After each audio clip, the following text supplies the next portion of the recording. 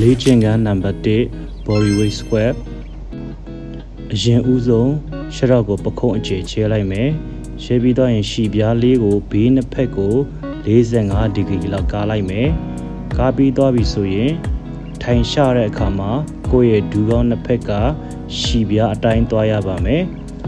ရှီပြားအတိုင်းမသွားဘဲနဲ့အထဲကို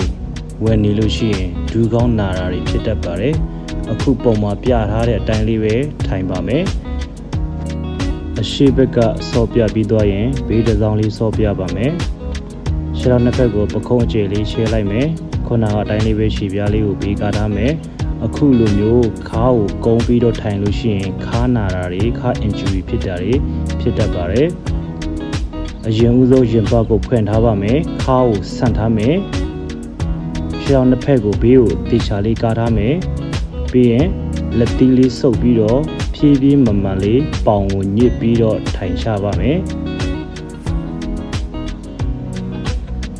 ကိုယ့်ရဲ့ခန္ဓာကိုယ်လေးကအရှိကို45ဒီဂရီလောက်ကိုင်းထားပါမယ်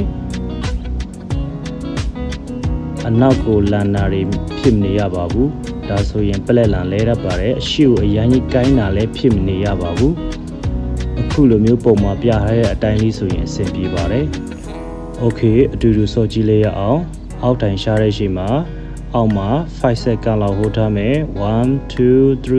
4 5ပြီးမှအပေါ်ပြန်ထားပါမယ်ဒါမျိုးကို15ချိန်လောက်စောပါမယ်15ချိန်ပြည့်သွားလို့ရှိရင်စက္ကန့်30ခဏနားမယ်နားပြီးသွားလို့ရှိရင်နောက်ထပ်15ချိန်တကြော့ပြန်စောပါမယ်ပြီးသွားရင်စက္ကန့်30ထပ်နားမယ်နားပြီးရင်နောက်ထပ်15ချိန်တကြော့ပြန်ဆော့မယ်အားလုံးစုစုပေါင်း3ကြော့ဆော့ပေးရမှာဖြစ်ပါတယ်3ကြော့စလုံးပြီးသွားမှ10မိနစ်သို့မဟုတ်2မိနစ်နားမယ်